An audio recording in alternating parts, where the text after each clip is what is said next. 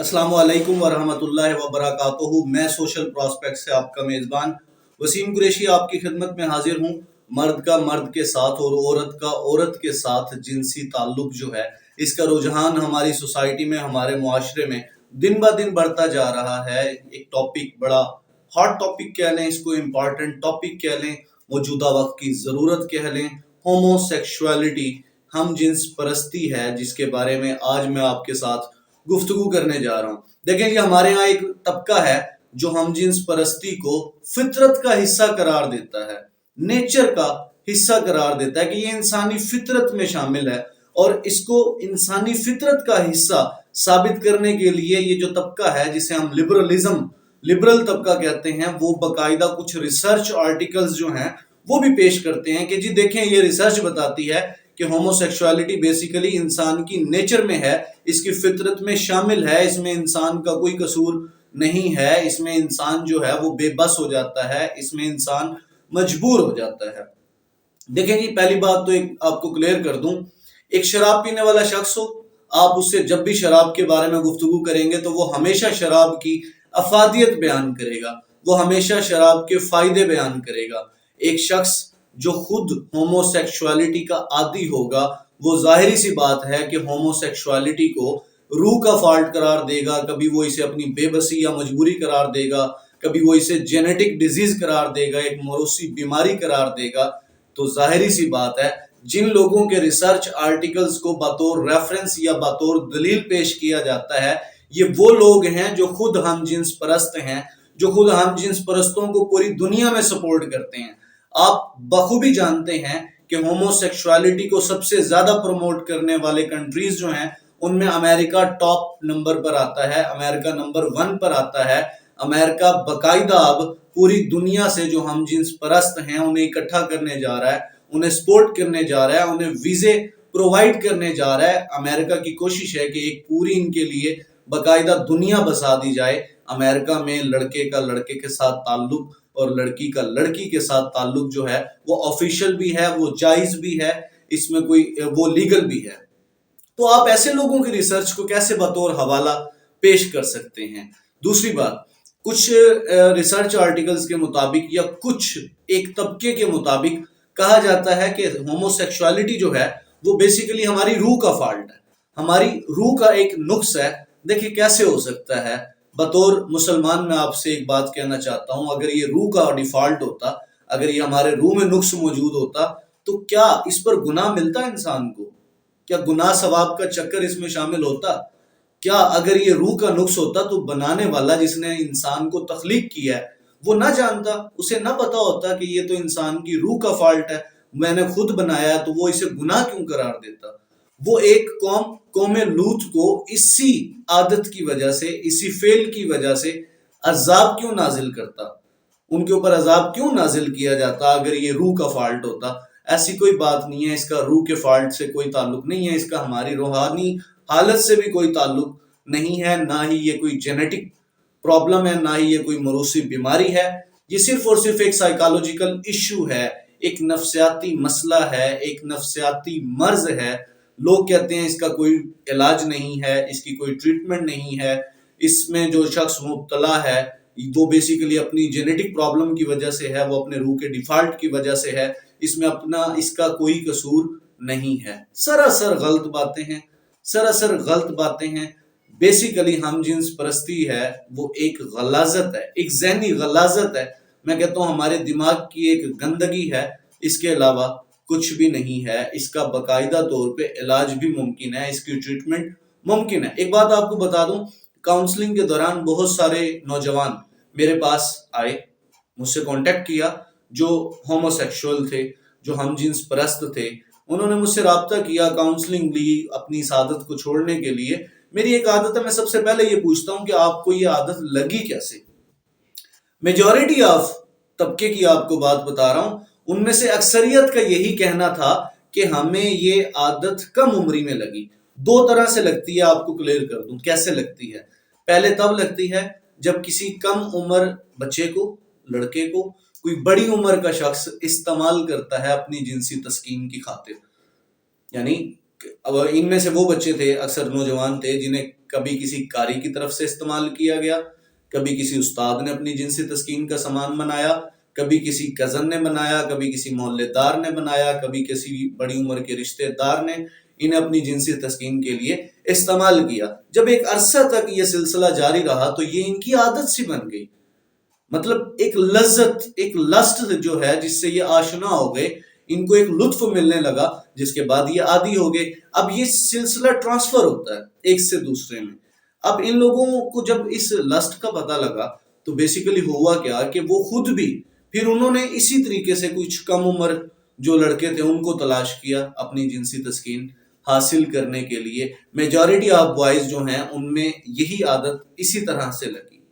دوسرے نمبر پہ وہ تھے جن کو کم عمری میں کسی خاتون کی طرف سے، کسی عورت کی طرف سے اپنی جنسی تسکین حاصل کرنے کے لیے استعمال کیا گیا تھا، لیکن جیسے ان کے ساتھ ڈسٹینسز بڑے، فاصلے بڑھتے گئے، گیپ آ گئے بہت زیادہ، ان گیپ آنے کے بعد یہ لوگ کیونکہ عادی ہو چکے تھے، اب عمر تو کم ہوتی ہے، اس کم عمری میں اپنے اپوزٹ جینڈر کے ساتھ بندہ اتنا کانفیڈنٹ نہیں ہوتا کہ اس کے ساتھ اپنی اس طرح کی کسی خواہش کا اظہار کرے، یا اس طرح کی کسی خواہش یا جذبات کا اس کے سامنے اظہار کر سکے۔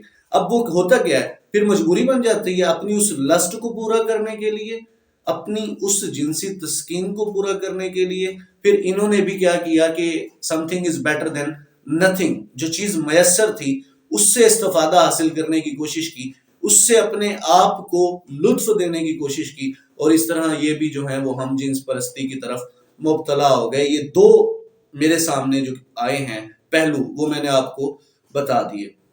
ایک مجبوری بن جاتی ہے، مجبوری سے مراد یہ ہے، اب آپ یہ دیکھیں، اگر دو لڑکے ہیں وہ ہوٹل میں ایک کمرہ بک کرواتے ہیں، کسی کو شک نہیں ہوگا۔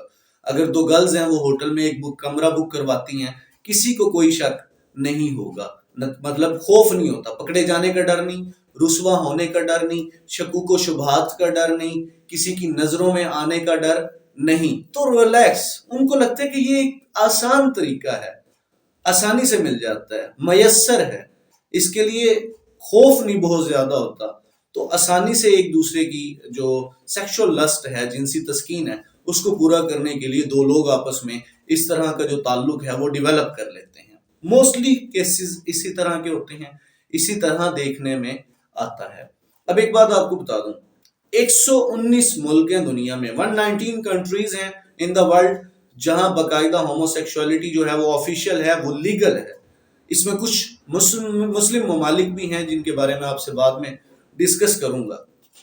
اب وہاں تو باقاعدہ جو میل اور میل ہیں اور فیمیلز کا فیمیلز کے ساتھ باقاعدہ آفیشلی جو میرجز ہیں، شادیاں ہیں، وہ بھی کی جا رہی ہیں۔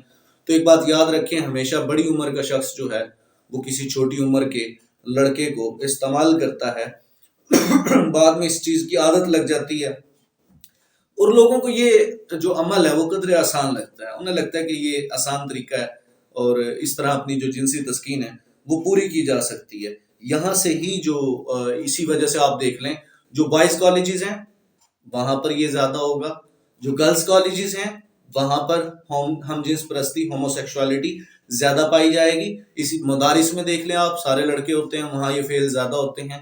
گرلز کالجز ہیں وہاں دیکھ لیں آپ، وہاں لیسبینز جو ہیں ان کی زیادہ جو تعداد ہے، ریشو ہے، وہ پائی جاتی ہے۔ امریکہ سب سے بڑا حامی ہے اس کا، میں آپ کو یہ بات پہلے بھی بتا چکا ہوں۔ اب اس کا نقصان کیا نکلتا ہے؟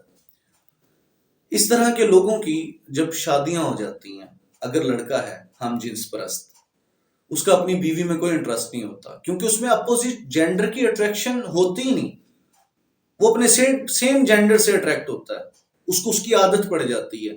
کہہ لیں کہ اس کے وہ جو اپوزٹ جینڈرز والے جو سینسرز ہیں نا، آپ کہہ لیں کہ وہ بالکل ایسے فیل ہو جاتے ہیں، اپوزٹ جینڈر سے وہ چیزیں ڈیولپ ہی نہیں کر پاتا، وہ جذبات نہیں اپنے اندر لے کے آ پاتا، جس کی وجہ سے اس طرح کے جو لڑکے ہیں جو ہم جنس پرستی کا شکار ہوں، ان کی بعد میں ازدواجی زندگی جو ہے وہ بگاڑ کا شکار ہو جاتی ہے۔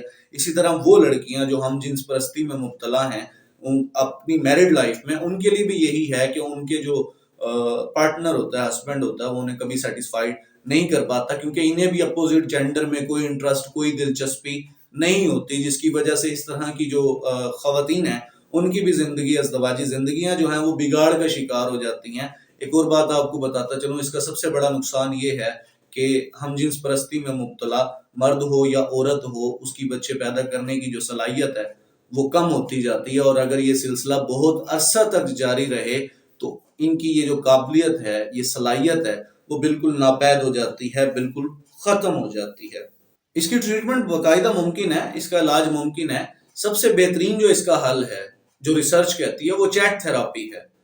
گفتگو کا جو مرحلہ ہے وہ سب سے بہترین اس کا علاج ہے، یعنی کسی ماہر نفسیات کو، کسی سائیکالوجسٹ کو یا کسی سائیکیٹرسٹ کو اپروچ کیا جائے، یا کسی پروفیشنل تھراپسٹ جو ہے اس کے ساتھ رابطہ کیا جائے، وہ کچھ کاؤنسلنگ ان کو دیں۔ ان کی مینٹلی طور پہ جو کاؤنسلنگ ہے وہ زیادہ وقت کی اشد ضرورت ہے۔ ایک اور چیز بتا دوں، گھر والوں کی سپورٹ کی انہیں بڑی ضرورت ہوتی ہے۔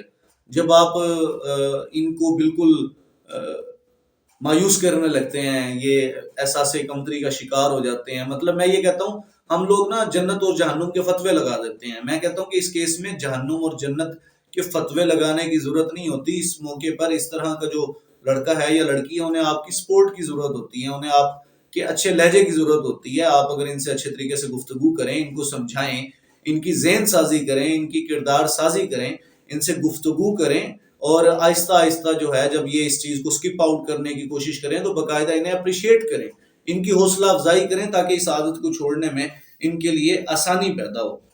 بچوں پر خصوصی توجہ دیں، کس سے ملتا ہے، کہاں جاتا ہے، کس کے پاس بیٹھتا ہے، پوچھا کریں بچوں سے، good touch and bad touch کے بارے میں بتائیں۔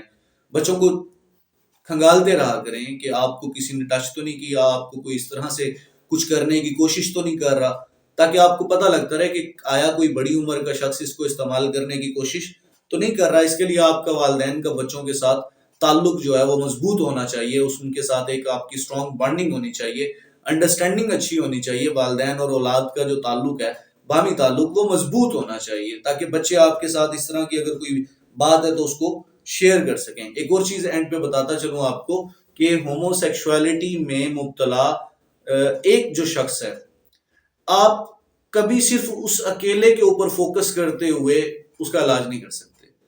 وہ جس کے ساتھ سیکشولی کنیکٹڈ ہے نا، اس کو بھی ساتھ انوالو کرنا ضروری ہے، ورنہ وہ جو جس کے ساتھ یہ سیکشولی کنیکٹڈ ہے وہ اس کو ہمیشہ واپس پیچھے کھینچنے کی کوشش کرے گا، جس کی وجہ سے یہ جو اس کا علاج ہوتا ہے، اس کی ٹریٹمنٹ ہوتی ہے، وہ نامکمل رہ جاتی ہے۔ میں 2-3 کیسز اس طرح کے سنبھال رہا تھا، اس میں ایسا ہی ہوا۔ وہ جو دوسرا پرسن تھا اس کا مجھ سے کانٹیکٹ نہیں تھا، جس نے مجھ سے کانٹیکٹ کیا وہ اس کے اوپر کوشش کرتا رہا، میں کوشش کرتا رہا، کافی حد تک کامیاب بھی رہا، لیکن ایک آدھ کیسز میں ایسا ہوا کہ وہ جو سیکنڈ پارٹنر تھا جس کے ساتھ وہ ہومو سیکشوالٹی جس کا اس کا ریلیشن چل رہا تھا، ہم جنس پرستی میں مبتلا تھے جو دو لوگ، دوسرا جو شخص تھا وہ اس کو کسی طریقے سے کھینچ کے واپس لے گیا، اور وہ جو کاؤنسلنگ تھی وہ انکمپلیٹ رہ گئی، وہ ادھوری رہ گئی۔ تو کوشش کرنی چاہیے، اپروچ کریں کہ دوسرا کون ہے جس کے ساتھ یہ سیکشولی کنیکٹڈ ہے، تاکہ دونوں کی کاؤنسلنگ جو ہے وہ کروانی چاہیے، ادروائز یہ کوئی اور تلاش کر لے گا، وہ کوئی اور تلاش کر لے گا۔ بہت حساس موضوع ہے، بڑا سینسٹیو ٹاپک ہے۔ آج میں بلکہ ایک دوست سے کہہ رہا تھا کہ اس ٹاپک پہ آج میں چاہ رہا ہوں کہ ویڈیو بنائی جائے، تو مجھے کہتا ہے یار خدا کا واسطہ ہے نہ بنایا کرو، لوگ کہتے ہیں چینل پہ کیا ڈال رہے ہو۔ میرے بھائی، یہ وہ ٹاپکس ہیں، یہ وہ موضوعات ہیں جس کی ہمارے معاشرے کو اشد ضرورت ہے، ہم بات ہی نہیں کرتے۔ آج کل اتنے زیادہ یقین کریں آپ مسائل اکٹھے ہوئے پڑے ہیں، سیکس ایجوکیشن نہیں ہے بچوں کے پاس، بچوں کو سمجھایا نہیں جاتا کہ یار آپ نے یہ نہیں کرنا، آپ نے اس چیز سے دور رہنا ہے۔ Good touch and bad touch کے بارے میں نہیں بتایا جاتا، ان کو جب بلوغت طاری ہوتی ہے یہ نہیں بتایا جاتا کہ اپنی فیلنگز کو کنٹرول کیسے کرنا ہے، اپنے آپ کو سیو کیسے کرنا ہے، اپنے آپ کو بچا کے کیسے رکھنا ہے۔ بڑے مسائل ہیں، تو یہ ٹاپکس وہ ہیں جن کے بارے میں کہتا ہوں کھل کے ڈیبیٹ کرنے کی ضرورت ہے، ان پہ گفتگو ہونی چاہیے، وقت کی اشد ضرورت ہے۔ تو میں نے تو بنا دی، میں اکثر بناتا رہتا ہوں، میں لکھتا بھی ہوں، تو مجھے ویڈیو بنانے کے لیے یا لکھنے کے لیے کسی سے پوچھنے کی یا سوچنے کی ضرورت نہیں ہے۔ جو مجھے لگتا ہے کہ یوتھ کے لیے جو ٹاپک اہم ہیں، جن کی ضرورت ہے، میں اس پہ ویڈیوز بناتا رہوں گا، میں اس پہ اپنا قلم بھی چلاتا رہوں گا، تاکہ میں جو کچھ کر سکتا ہوں کم از کم میں وہ کرتا رہوں۔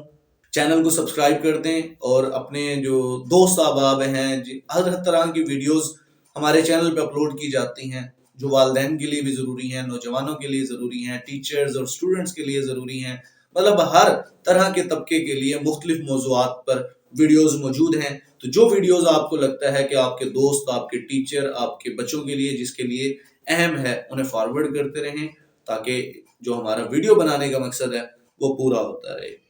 سلامت رہیں، خوش رہیں، خوشیاں بانٹتے رہیں، آسانیاں تقسیم کرتے رہیں۔